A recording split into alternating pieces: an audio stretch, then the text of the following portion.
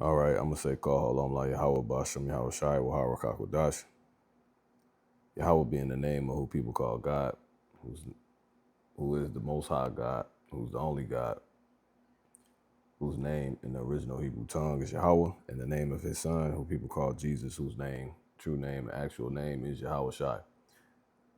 Salutations to chiefly to the elder apostles and elder bishops over the great millstone church, and to the rest of the Akim of the branches, also pushing the doctrine, holding on, teaching, keeping the faith, you know, um, as well. Much respect and biblical love, and many blessings and peace to you as well. All right, so we are the Hebrew Israelites coming back again with another lesson. Your brother Shariah Padah. But anyway, getting into this is going to be dealing with something the Spirit put on me, some time back, and that's just pretty much to go into the words and their meanings, but in specifics, I'll just be covering the meanings of the like the titles of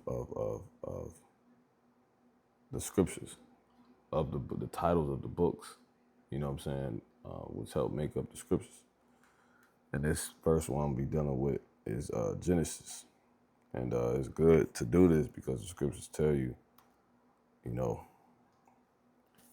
to study to show thyself approved. All right, in 2 Timothy 2:15, study to shew thyself approved unto Yahweh Bashem Yahushua, a workman that needed not to be ashamed, rightly dividing the word of truth. So, you'll be profitable to those that hear you. Like the scriptures say right here real quick, it's one thing to know scriptures, know where they at, but it's a whole nother thing to really understand, what's going on. Second Ezra and their meanings. It's one thing to even understand the meaning of, a verse,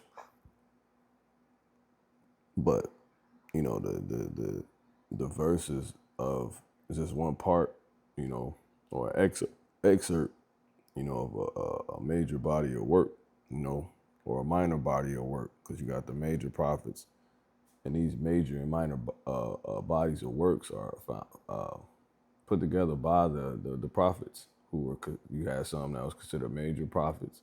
So a major prophet would be like a Isaiah or Jeremiah. He had a major book. So it's one thing to understand that, and then you had the minor prophets that was considered as they call them, minor prophets, if you will, which is like smaller books like Nahum, so forth and on, so forth and so on. All right, and it's a whole nother thing to understand that, but to understand a verse or excerpt from, these major and minor books, which obviously will hold a message, it would pale in comparison to understanding that overall message, you know what I'm saying, of that overall book, body of work. Because the word Bible means what? Books. All right? It's the book of books. But anyway, let's go to 2 Ezra 8. I'll keep this all concise because the scriptures tell you what, you seek not. Matter of fact, that's Iraq 32.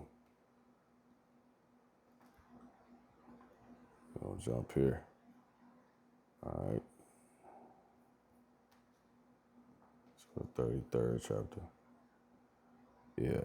This is Sirach 33 and 16. It says, let's start at 15. So look upon all the works of the Most High, and there are two and two, one against another, right? So you got the message that's within the chapter, broke, which you could break down to verses, in the realms of thoughts, in the realm of thoughts seen between chapters, or a particular realm of thought, in one chapter from another. And then you got the specific, the complete realm of thought of the overall book. All right. So That's how you want to understand that. You know, it's two and two. You got the message of a verse, right, being one word, and then the message of the chapter. Overall, what's going on, you know? And you got the message of the chapters, and then you got the message of the overall book. All right. But nonetheless, I waked up last of all as one. And then another twofold thing with it, with the scriptures being written by prophets, you have history given into you. You know, it's one aspect of history to it because they were, you know, around and writing these things and bring forth these visions during a particular time. These are historical figures, our ancestors, you know, the ancient Hebrew Israelites. So you get to hear about how life was while they're telling you about what's going to be, you know, at the same time, or, you know, from one verse to another, they just jump rails of thoughts. So you got pretty much prophecies like that was immediately going to occur, you know, that was being shown to them during their time. And then you had prophecies that was going to be fulfilled well, you know, after them in that time of then when they was bringing it out, you know. And I put it like that because we know, you know, reincarnation and all that is real, you know, because how would they be prophesying of things that will come in a whole nother lifetime if they themselves wasn't going to see it? Why would they be prophesying to these people about these things that was going to come well after them, but to them, you know, if they as if they were going to see it, because they were going to see it. See that? So there you go. That's why the Lord said, "Let thy prophets be found faithful," and everybody come back doing the same thing. So you even got the manifold two works. You know what I'm saying? In that sense, you know. So you got certain things they said that apply for the time of then, and you got certain things that was said that apply for time of now. You know what I'm saying? Or later. You know what I'm saying? But nonetheless, reading on, it says, "I waked up last of all, as one that gathereth after the grape gatherers. By the blessing of the Lord I profited and filled my winepress like a gatherer of grapes." And that grapes dealing with what? The Spirit of the Lord. All right. But anyway, the doctrine of the Lord. So you filled your wine, your cup, your mind with the Spirit of the Lord. And the Spirit of the Lord is what? The words that he speaks unto you. John 6:63, these words. All right. So you are filled with it. You know, you got a lot of it. But again, with all that getting, you're supposed to get understanding, you know. So it can be not only just like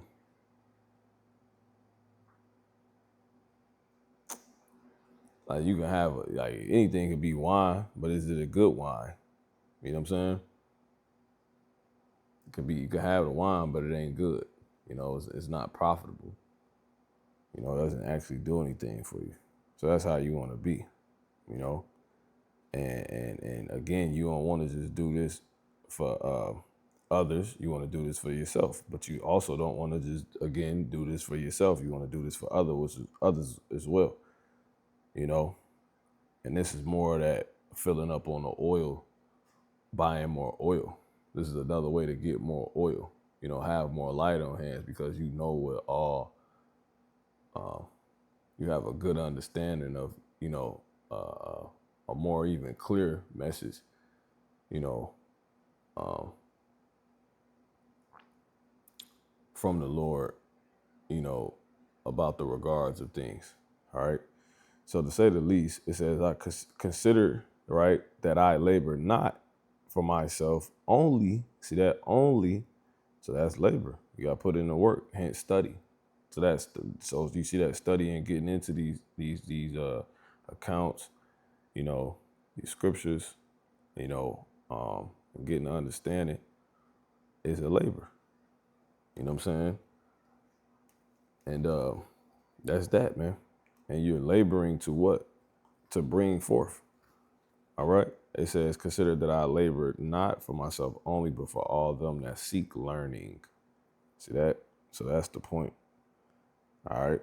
So hear me, O ye men of the people, and hearken with your ears, ye rulers of the congregation. All right. So that's pretty much that. It on that. So again, you're supposed to study to show thyself approved. In 2 Timothy 2 and 15, a workman that needed not to be ashamed, rightly dividing the word of truth. See that? Rightly dividing the word of truth. You know, so you can give the full message, get the full understanding. You know what I'm saying? Believe more wholeheartedly in a message that you may got, as being that you got from the scriptures, as being a message from Yahweh Shah. But it'll just be, a period to be put on it. Like when you get more of that message, and as well as the other messages, further proved, and that's gonna be able to mainly be by what? One way that's gonna help that be the case is what? Getting the message, knowing the meaning of the book, the title of the book that holds that has that message within it. All right. So when we go back to the point, all right, and we're gonna come back to this Genesis, the word Genesis. We're gonna deal with the word Genesis. What is Genesis? What does it mean? Why is it called Genesis? The word Genesis, it means the beginning. And the word for Genesis is RAAHSHAYATH, right? Or you can just say RAAHSHAYATH, because Ba is the. So the Genesis is actually,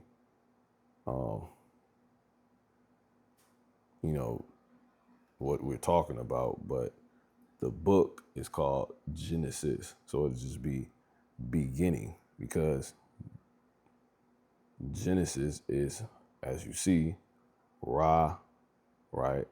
RAAHSHAYATH. Ra-ah-sha-ya and tha. So RAAHSHAYATH.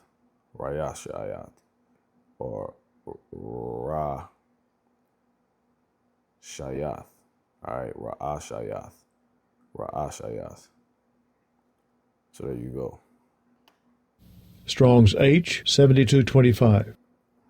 Reshith, second entry. Reshith.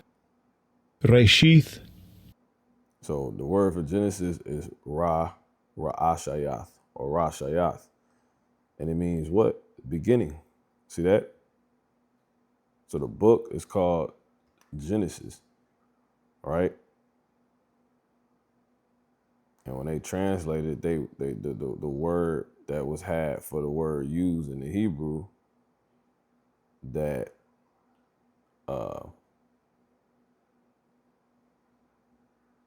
they could use to explain like the word, or best say what they, what we said, or how we called it, would be beginning. That's what we that's what we called it. Our word for it is RAAHSHAYATH. The English word for for meaning the beginning. Well, I mean, we're gonna get more into it, but meaning the beginning, first, chief, choice part, and their word for that, which we was describing, was beginning. So this whole book, the message of it is about the beginning. Now, when you get into the meaning of RAAHSHAYATH, right, you're dealing with what? First, as you see, beginning, best, chief. So everything. So it's giving you the complete overtone of the book within the meaning. So everything in Genesis deals with what? How everything was in the beginning, before it is now. What was going on? And then you learn, okay, it was always serpents. It was always the chosen people, It was always about, paradise on earth. So now we see the earth at a state where it's looking for paradise to come back, or the paradise not being seen on the earth or not being able to be experienced, complained about, requested. Because why? That's how it was in the beginning. You see? That's how it was in the beginning. And when you go into the book of Isaiah 46:10, it tells you what? Declaring the end from the beginning. See that? Because we're in the end times. We are in the last days, as it tells you in the book of Hebrews 1:1. God, the Most High, right, who at sundry times in a diverse manner spake in time past unto the fathers by the prophets, hath in these last days, all right, spoken unto us by his Son, whom he appointed heir of all things, by whom also he made the worlds. And that's how you know, and it's talking about the Messiah, but that's how you know the Messiah would have had to been Adam, or that particular chosen Adam. And they tell you that in the you can get into the proof of that in 1 Corinthians in the 15th chapter. It talks about the first Adam, see right here, the order of resurrection. But now Hamashiach is risen from the dead and become the first fruits of them that slept. For since by man came death, talking about what happened in the garden, Adam and, the fall from grace, it says by man through Eve, Adam and Eve, the chosen man and woman. It says by man came also the resurrection of dead. For as in Adam all die, even so in Hamashiach shall all be made alive. Let me read it again. For as in Adam all die, even so in Hamashiach shall all be made alive. See that? So it gave you the notion that everything that is as it is off one person, when it comes to certain regards, or two people, you know what I'm saying? It came down to Adam. Dang, Adam, why did you eat? You read Second Ezra. But that wasn't what was really going on. That was just, the message. It came down to one, one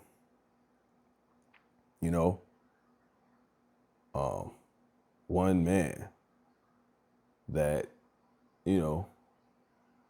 made one decision fail. You know what I'm saying? Like, ultimately, to see, and now you're getting the understanding, we're getting the understanding, convey that message to you. That's all it would take. But it was also doing what? Foreshadowing how everything would come down to one man. It will also be the case in point, and reason to believe that it's only through one man you're gonna be saved. We're gonna get back to that point, from where we fail, right? And that's through Yahushua. So you have a lot of people who actually denounce Yahushua, that denounce so-called Jesus in the New Testament, and they only believe in the Old. But see, if you believe in the Old, that means you would have to believe all this. You have to believe that's what went down in the garden. You believe in what? The beginning, by RAAHSHAYATH or RAAHSHAYATH. You would have to believe in that, right? So if where there's a beginning, there's an ending. The scriptures tell you that. All right. And we don't know, because I've never really heard too many people who only Old Testament speak on their stance on the Apocrypha, what's in between the old and new. But this is what this is about that, that I just said. Like, this is 2 Ezra 9 and 5. For like all that is made in the world had their beginning. See that? For like all that is made in the world had a beginning and an end and an end. And the end is manifest. All right. Going back to 4, then shalt thou well understand that the Most High spake of those things from the days that were before thee, even from the beginning. So meaning what? Genesis. So the Genesis tell you how everything was, but it's also telling you what everything will come down to, because and what will be seen, you know.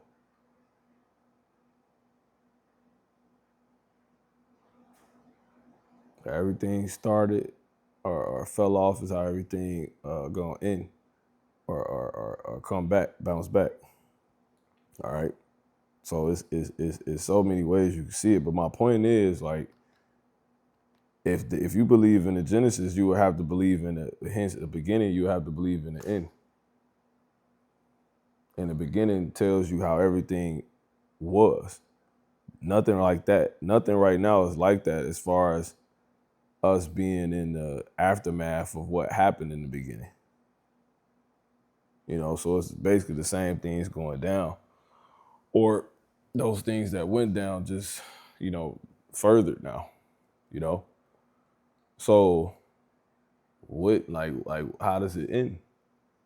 You know, it will obviously have to go back to how it was.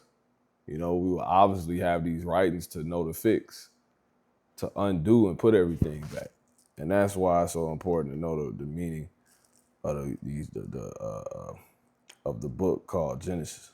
You know what I'm saying? Again, it is the first, beginning, best, chief, which we'll get there. I'll end on that point.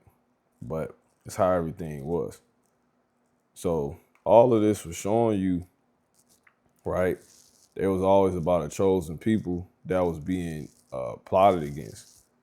And the women were being used. And there was always a serpent around. You know, and they was given everything. They had dominion over everything. And they was in a garden. You know, it was very prosperous. But then it was taken from that prosperous state by way of deceit, the devil, Satan, so forth and so on. And if that could have been recognized, or really, I won't even say not recognized, but kept in mind and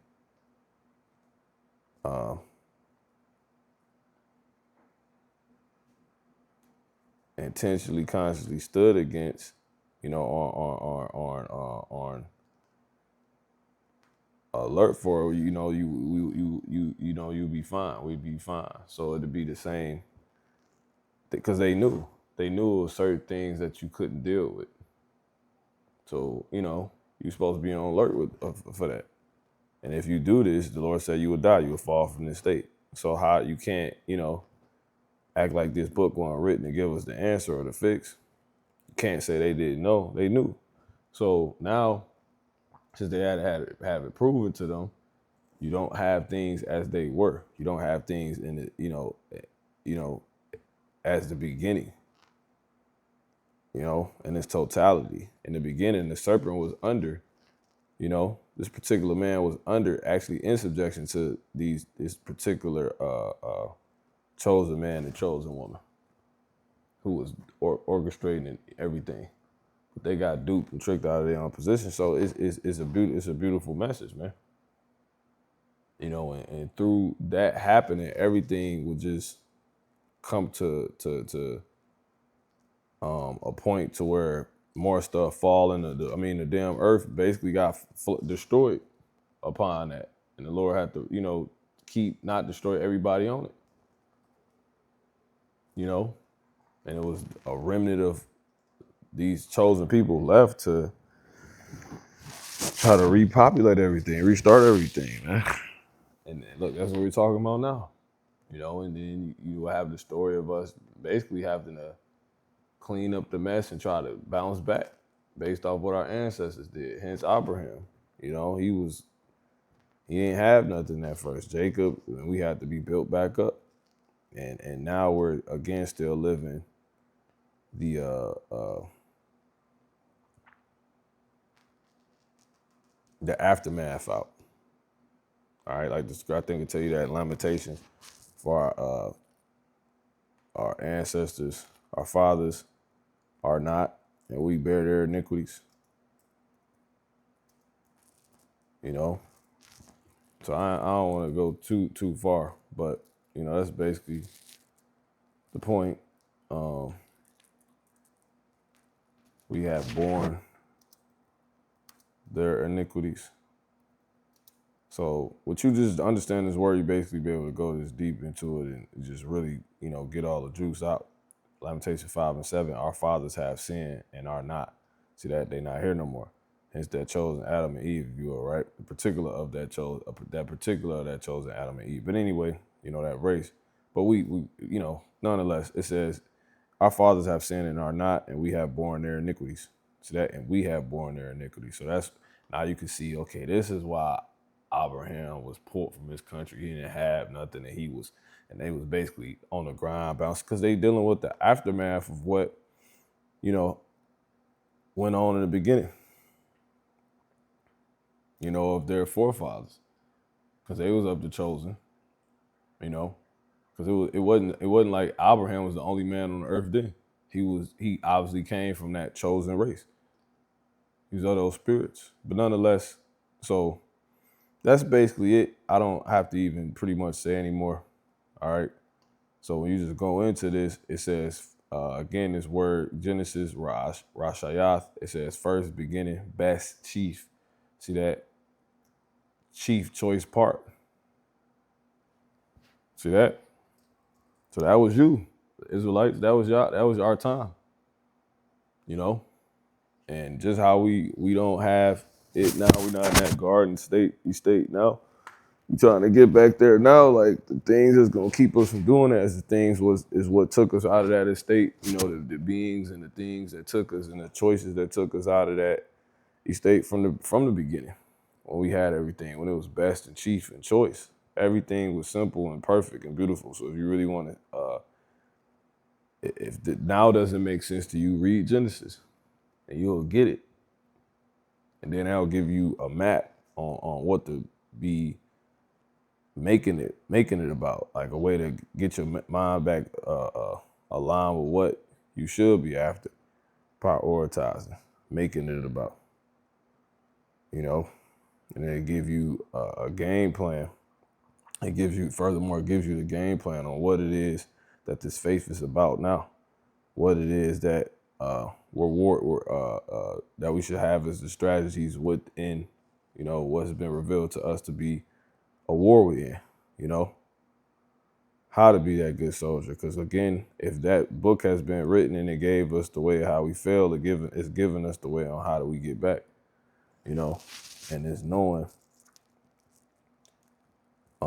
this is how everything was in the beginning, and this is who everyone was in the beginning, you know. It was all designated, and ain't no one could change that. No one's to try to change that. So there will always be a serpent, you know,